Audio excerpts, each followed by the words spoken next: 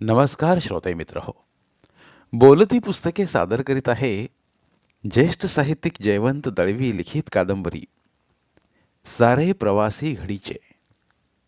प्रकरण 10वे. आबा आणि बाबुली यांच्यामधला वस्ताद दुवा म्हणजे शांत्या न्हावी. गावात कुठे कुठे काय घडते याची इत्थंभूत बातमी या न्हाव्याकडे असे. कमरेला एक पंचा, अंगावर ठिगळे लावलेला एक शर्ट, खांद्यावर उपरणे आणि डोकीवर तपकिरी रंगाची टोपी. खाकेला चांबड्याचे हडप मारून तो सकाळीच बाहेर पडायचा आणि भर दुपार लोटेपर्यंत अनवाणी भटकायचा.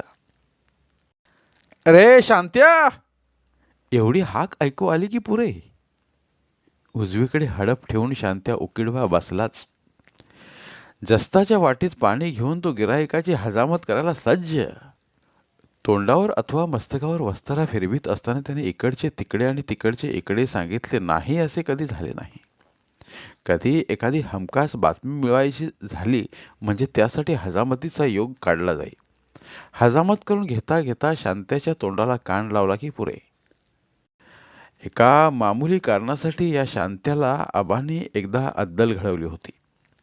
कारण इतके मामूली की आज त्याचे हसू येते. कशामुळे कोण जाणे, कदाचित चिंतेमुळे असतील. आबांचे केस एकाएकी पिकू लागले. आबांनी आपल्या स्वभावाप्रमाणे एरवी पिक्या केसांची फारशी दखल घेतली नसते, परंतु आबांचे पिकलेले केस बाबुलीने कुठून दुरून पाहिले कोण जाणे. माझा असा कयास आहे, बाबुलीने आबांचे पिकलेले केस पाहिलेही नव्हते, कारण दूरवर पाहूनच एकमेकांना टाळण्यात दोघांचा जन्म गेलेला. त्यामुळे नुकतेच पिकू लागलेले आबांचे केस बाबुलीच्या दृष्टीपथात येण्याची शक्यताच नव्हती. पण ती बातमी शांत्या न्हाव्याने बाबूलला दिली होती असेच म्हटले पाहिजे. कारण शांत्या हा दोघांचाही फॅमिली न्हावी होता. आमच्याकडे स्वयंपाकासाठी राहिलेली भटीन आणि बाबुलीची म्हातारी आई या दोघी सोहळ्या होत्या. त्यांच्यापासून ते थेट आम्हा लहानांपर्यंत सर्वांच्या हजामती शांत्याच्या एकमेव वस्ताराने व्हायच्या. सोहळ्या बायांसाठी निराळा वस्तारा ठेवतो असे तो फक्त सांगायचा, पण खुद्द हडपामध्ये एकच वस्तारा असायचा. आबांची आणि बाबुलीची हजामत करताना तो अनेकदा वस्तारा लावायचा. पण हे दोन्ही तापट पुरुष या न्हाव्याला मात्र दयाबुद्धीने वागवीत असत. एकमेकांची गुप्त माहिती या न्हाव्यामार्फत मिळत होती म्हणून असेल कदाचित. हजामतीच्या वेळी शांत्याच्या तोंडापाशी आबा बाबुलींचे कान अक्षरशः चिकटलेले असतात. तो सांगतो ते ऐकण्यासाठी उत्सुक असत. शांत्यासुद्धा इतका वस्ताद की काही विचारायची सोय नव्हती. दोघांच्याही हनवटीला हात लावण्याचे अजब तंत्र त्याने सफाईदारपणे हस्तगत केले होते. आबांच्या दाढीला पाणी चोलताच तो बाबुलीच्या गोष्टी अशा काही खुलवून सांगायचे की आबांना वाटायचे हा आपल्याच गोटातला इसम आहे. बाबुलीची हनवटी घोटताना आबांच्या गोष्टी असा ढवळायचा की बाबुलीसुद्धा हा आपलाच माणूस आहे असं वाटायचं. रामायणाच्या मुळाशी जसा धोबी तसा आबा बाबुलींच्या बऱ्याचशा तंट्यांमागे हा न्हावी होता. याच न्हाव्याकडून आबांचे केस पिकत आहेत ही बातमी बाबुलीला कळली. वास्तविक केस पिकले यात विशेष काय होते? कितीतरी लोकांच्या अकाली अथवा वयपरत्वे केस पिकतात, पण आबांचे केस पिकले या गोष्टीचे बाबुलीला महत्त्व वाटले. त्यांच्या पिकल्या केसांची तो जाहीर टिंगल करू लागला. माझ्याशी लढता लढता आबा म्हातारा झाला, त्याचे केस पिकू लागले. आता गावात सावरीच्या कापसाला तोटा नाही. सावरीच्या कापसाच्या उश्या हव्या असतील तर आबांना भेटा वगैरे अनेक लंब्या चवड्या गप्पा बाबुली रवळनाथाच्या देवळात घोळवू लागला. इतकेच काय, पण सावरीच्या कापसाचा दर मनाचा भाव काय अशी चौकशी करणारी कोंडेही तो आबांना पाठवू लागला. हे सारे बाबुली करीत होता म्हणूनच केवळ आबांनी आपल्या पिकल्या केसांची गंभीरपणे दखल घेतली होती. केस काळे करण्याची वेगवेगळी तेले शांत्या न्हावीच पुरवू लागला. तेलाच्या बाटल्या अधिक खपाव्यात म्हणून बाबुली काय काय बोलतो ते आबांच्या कानावर घालू लागला. याचा परिणाम असा झाला की दिवसातून 2-3 वेळा आबांच्या डोक्याला तेल चोळण्याचे काम माझ्यावर आले. शेवटी तेलाचा परिणाम झटपट न झाल्यामुळे दुपारी जेवणे आटोपल्यावर तासभर आबांचे पिकले केस उपटण्याचीही आपत्ती माझ्यावर ओढवली. मला तंबी देऊनही दुपारी केस काढताना मी झोपतो म्हणून आबाने पुढे बक्षीसही लावले होते. दर 100 पिक्या केसात एक ढब्बू पैसा असा दर त्यांनी लावला होता. पण पुढे पूर्वी काढलेले पिके केस मी साठवतो आणि पुन्हा मोजून पैसे उपटतो हे त्यांच्या ध्यानी येताच त्यांनी बक्षिसांची योजनाच रद्द केली. यातून एक चांगली गोष्ट मात्र झाली. आपले केस पिकत आहेत ही बातमी शांत्यानेच बाबूलला कळवली असली पाहिजे असा त्यांना रास्त संशय आला होता. कसा कोण जाणे, पण संशय आला एवढं खरं. पण शांत्याला हजामतीच्या कामावरून काढून टाकण्याचा विचार त्यांच्या मनात आला नाही. कारण शांत्याकडून कळत असत त्या गोष्टी कळायला हव्याच होत्या. पण केसांची बातमी दिल्याबद्दल कधीतरी किरकोळ सजा देऊन शांत्याला जिरवण्याचा विचार मात्र आबांनी पक्का केला होता. त्याच सुमाराला बाबूलीला अंडवृद्धीचा विकार जडला होता. ती बातमी मला समजतात धोत्रातल्या पणसाचा भाव काय आणि पपनसी डझनवारी घेतली तर सवलतीचा भाव काय अशी चौकशी करणारी कार्डे मी बाबूलला पाठवू लागलो. त्यामुळे आधीच बाबुली बेजार होऊन गेला होता. तेवढ्यात आबाने शांत्याला मध्ये घातले. एकदा रविवारी शांत्या दाढी करीत असताना आबा म्हणाले, शांत्या, एक काम असा करशील? ह्या काय विचारणार, तुमचं अन्न खाणारा माणूस मी. हा बघ, बाबुलीन मुंबईहून पपनसाचा नवीन बी आणलासा, त्यातला थोडा बी माका आणून दे. माका म्हणून सांगू नको, तुका म्हणून घे. सवयीप्रमाणे शांत्या गप्प राहिला. आधेली तिथलं हे, माका फुकट बी नको.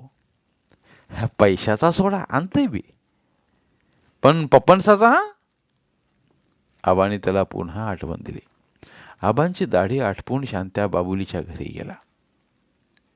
बाबुलीची दाढी आटोपताच तिथेच ओट्यावर रेंगाळत राहिला.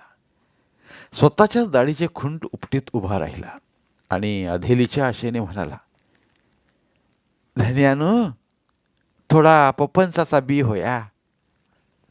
बाबुलीच्या डोक्यातून संतापाचे जबरदस्त सनक गेले. बाबुलीचा लाल बुंद झाला चेहरा शांत्याच्या नजरेत येण्याआधीच त्याच्या कंबरड्यात धानकन लात बसली आणि खाकेतल्या हडपा सकट शांत्या ओट्याच्या खाली ओंडक्यासारखा कोलमडून पडला. दुसरीलाच बसण्याआधी आपली धोपटी कशीबशी सांभाळीत तो ढुंगणाला पाय लावीत जो पळाला तो थेट आमच्या ओट्यावर विश्रांतीसाठी आडवा झाला. तेव्हा आम्ही पोट धरून हसलो. पण हे कशामुळे झाले हे मात्र शांत्याला बरेच दिवस कळले नव्हते. आबांनीही त्याला बरेच दिवस काही कळू दिले नव्हते. उलट तुला मारल्याबद्दल फिर्याद नोंदवायची असेल तर बोल, मी माझ्या खर्चाने खटला चालवतो अशी ऑफर मात्र आबांनी त्याला दिली होती. पण ही ऑफर शांत्याने कधी स्वीकारली नाही. 2 बड्या धेंडात स्वतःला चिरडून घेण्याची त्याची तयारी नव्हती. सर्वांच्या दाढीला पाणी चोळण्यात त्याचा जन्म गेला होता. त्याला आबांच्याही दाढीला हात लावायचा होता आणि बाबुलीच्याही दाढीला हात लावायचा होता. अखेरपर्यंत त्याने यशस्वीरित्या 2 दगडीवर पाय ठेवले होते. शांत्या मोठा वस्ताद माणूस. त्याने मला सुद्धा 1-2दा चांगले बनवले होते. पहिल्या प्रथम मी बनलो, पण मग एकदा त्याला चांगली अद्दल घडवली. गंमत अशी झाली, आमच्या पानवेलीपेक्षा बाबुलीच्या परसातल्या पानवेली माजलेल्या होत्या. एकेका पोफळीवर वेल नुसते तरारून माजले होते. त्यामानाने आमच्या पानवेली अगदीच रोडावल्या होत्या. ते सहन न होऊन मी एक दुष्कृत्य करण्यास उद्युक्त झालो. एक दिवस आमच्या परसात खड्डा करून ठेवला आणि मग भर रात्री लपत छपत बाबुलीच्या परसात घुसलो. एका मागून एक अशा पानवेली झपाझप ओरबाडून काढल्या आणि त्या साऱ्या खड्ड्यात पुरून टाकल्या. आता बाबुली काय करतो ते पाहण्यासाठी मन उत्सुक झालं होतं. तेवढ्यात दुपारी 3-3:30च्या सुमारास शांत्या न्हावी आला. शांत्या येताच मला आश्चर्य वाटले, कारण एकदा धोपटी घेऊन सकाळी बाहेर पडलेला शांत्या पुढ्यात बसेल त्याची खरडपट्टी करून दुपारी 12ला घरी जायचा. त्यानंतर तो फारसा इथे तिथे दिसत नसे. म्हणून बोडक्याला टुवाल गुंडाळून आलेल्या शांत्याला बघताच मला आश्चर्य वाटले. शांत्याशी काही बोलायच्या आधीच त्याने माझ्या लक्षात येईल अशा पद्धतीने ढेकर दिला. काय रे शांत्या, आज जेवण जड झाला की काय? आज प्रसादाचा कोंबडा खाल्ला. त्याने पुन्हा एकदा ढेकर दिला. कोणत्याही गोष्टी हुकमी करण्यात त्याचा हातखंडा. प्रसादाचा कोंबडा? माझी जिज्ञासा जागृत झाली. बाबुलीच्यो पान वेली कोणीतरी उपटून टाकल्यो. लेका हागवण लागू दे म्हणून बाबुलीनं रवळ नातं कोंबडा दिलो न. शांतने मुद्दाम सारे स्पष्टीकरण केले. हजामती करण्याबरोबरच देवाला कोंबड्या द्यायचेही काम तो करीत असे. त्यासाठी त्याने स्वतः कोंबड्या पाळल्या होत्या. ₹1.25 दिला की एका कोंबडीला पकडायचा, दोरीने पाय बांधायचा आणि कोंबडी उलटी धरून देवळाचा रस्ता धरायचा. मुद्दाम कोंबडी हलवीत जायचा. म्हणजे मग वाटेत भेटणारे लोक कोण, कशासाठी कोंबडी देतो आहे, अशी चौकशी करायची. त्यांना तपशील पूर्वीत शांत्या देवळात जायचा. त्यामुळे देवाला कोंबड्या देण्याच्या त्याच्या धंद्याचीही जाहिरात व्हायची आणि गावात कुठे काय घडते आहे याचीही सर्वांना माहिती मिळायची. शिवाय त्याला घरचेच कोंबडे खायलाही मिळायचे. पण ज्या अर्थी उपटून टाकल्या पानवेलीबद्दल बाबुलीने देवीला कोंबडे दिले हे सांगायला शांत्या मुद्दाम आमच्या घरी आला, त्या अर्थी त्याला माझा संशय होता हे माझ्या लक्षात आले. पण मी तसा हार गेलो नाही. बाबुलीच्या पानवेली मी ओरबाडल्या हे मी त्याच्यापाशी मुळीच कबूल केले नाही. पण शांत्याला खुंटा हलवून घट्ट करायचा होता. तो म्हणाला, जेने पानवेली तोडल्यो ते का 2 कलाकात हागवण सुरू होतली. रवळ नाताचो का भारी प्रखर. तरी मी हटलो नाही, काही बोललो नाही. मग शांत्या निघून गेला. पण तो गेला तरी माझे मन मात्र मलाच खात होते. रवळनाथावर एवढी श्रद्धा होती की त्याच्या कोपामुळे मला हगवण लागेल की काय या भीतीने मी अस्वस्थ झालो. त्यानंतरच्या 2-3 तासात मी तांब्या घेऊन सारखा घाऊ लागलो. पोटात दुखत नव्हते, तरी दुखल्यासारखे वाटू लागले. आता आणखी थोडा वेळ थांबलो तर हगवण लागेल या धसक्याने शेवटी संध्याकाळी शांत्याच्या घरी गेलो आणि आत्ताच्या आत्ता उलटमुठ मारण्यासाठी रवळनाथाच्या पुढ्यात कोंबडे मार असे सांगून मोकळा झालो. रवळनाथापुढे ताबडतोब कोंबडे मारले म्हणजे पोटदुखी तात्काळ थांबेल असं मला वाटू लागलं. पण ताबडतोब कोंबडे मारायला शांत्या तयार झाला नाही. तो म्हणाला, कोंबडा रात्रीचा मारला तर उलटमुठ बरोबर बसत नाही, तो दुपारीच मारू का होया. पण बाबुलीने मारल्या कोंबडीचा जोर कमी करण्यासाठी त्याने घरच्या घरीच रवळनाथाला गाराणे घातले. उद्या दुपारी कोंबडा कापीन असेही त्या गाराण्यातून देवाला आश्वासन दिले. मग घडाभर पाणी त्याने माझ्या पायावर ओतले. आत गेला आणि चुलीतली थोडी राख आणून ती माझ्या टाळूवर फुंकली आणि ₹1.25 कनवटीला लावून देवस्कीचं कार्य पुरं केलं. त्यानंतर हगवण मात्र लागली नाही. पण थोड्याच दिवसात शांत्याची लबाडी उघडकीला आली. मला हगवण लावतो असं बाबूजीला सांगून त्यानं कोंबडं मारायला म्हणून ₹1.25 बाबुलीकडून उपटला. कोंबडं मारून बाबुलीने मारलेली मूठ परतवून लावतो असं मला सांगून त्याने माझ्याकडूनही ₹1.25 उपटला. दोन्ही वेळे कोंबडे मारलेच नाहीत. उलट मी सारखा तांब्या घेऊन धावतो आहे असे त्याने 2 दिवस बाबुलीला सांगितले. तू कोंबडे मारलेस म्हणून हगवण लागले नाही असे मला सांगितले. पण तेवढेही करून त्याचे समाधान झाले नाही. मी उलट मूठ मारण्यासाठी ₹1.25 देत होतो, पण ते पैसे आपण घेतले नाही असे बाबुलीला सांगून त्याने त्याच्याकडून नुकसान भरपाई म्हणून आणखी ₹1.25 घेतला.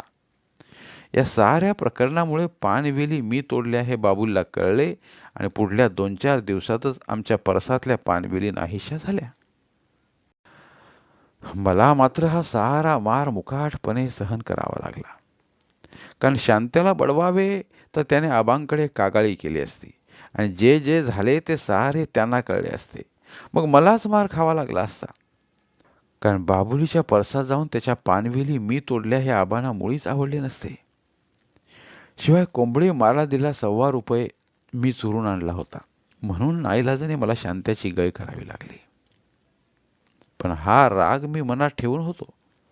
त्यात पुन्हा आणखीन एक प्रसंगाची भर पडली. शांत्याची लबाडी 2दा उघडकीला आली.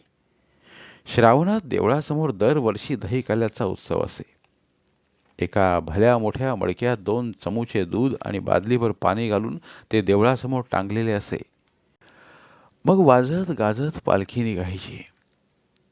पानपथावर जमल्यासारखी मडक्याखाली भाऊ गर्दी जमायची आणि मग सर्वांसमक्ष आबा काठीने ते मडके फोडायचे. त्या मडक्यातले दुधाळ पाणी अंगावर घेण्यासाठी आणि मडक्याची कवची मिळवण्यासाठी लोक नुसते धडपडायचे. कवची मिळाली म्हणजे घरच्या गोठ्याला बरकत येते, दूध दुभते वाढते अशी सर्वत्र समजूत होती. त्यामुळे काही क्षण त्या जागी नुसती रणधुमाळी माजायची. त्या रणधुमाळीत घुसून कवची हस्तगत करण्याचे धाडस मला होत नसे, पण कवची मिळावी अशी तर जबरदस्त इच्छा असे. एकदा मी शांत्याला आगाऊ सांगून ठेवले, मडक्याच्या एका कवचीला 1 पैसा देईन. दही खाल्याची गर्दी ओसरता शांत्याने माझ्या हातात 4 तुकडे दिले आणि 1 आणा कनवटीला लावला. पण तुकडे सुके पाहून मला संशय आला आणि तो संशय खरा ठरला. गर्दीत घुसून मडक्याची कवचे आणण्याची तसदी न घेता चोराने घरच्याच फुटक्या मडक्याचे 4 तुकडे उपरण्याला बांधून आणले होते. त्यामुळे शांत्याला अगदी अद्दल घडावी असे सारखे वाटत होते. त्यानंतर एका आठवड्यात ती संधी चालून आली. एकदा आबांची दाढी करण्यासाठी सकाळीच शांत्या आला. दाढी उरकली आणि घाईघाईने बाबुलीकडे गेला. येताना आमच्या गोठ्यातल्या खुंटीवर त्याने एक पिशवी टांगली होती. ती तो विसरला होता की बाबुलीकडून आल्यावर येणार होता कोण जाणे. पण शांत्याची पाठ वळताच माझी जिज्ञासा जागृत झाली. मी पिशवीत काय आहे ते चोरून पाहिले. कागदात गुंडाळलेली परदेशी दारूची बाटली होती. कुणाला तरी देण्यासाठी म्हणून त्याने ती आणली होती. हा चोरटा धंदा तो पूर्वीपासूनच करायचा. आबांनी पूर्वी अनेकदा त्याच्याकडून अशा बाटल्या घेऊन पोलीस अधिकाऱ्यांना दिल्या होत्या. गोव्यातून तो ह्या बाटल्या आणायचा. मला शांत्याला जिरवण्याची एक कल्पना सुचली. एका तांब्यात मी हळदीचे पाणी तयार केले आणि बाटली घेऊन चोरट्या पावलांनी गोठ्यात गेलो.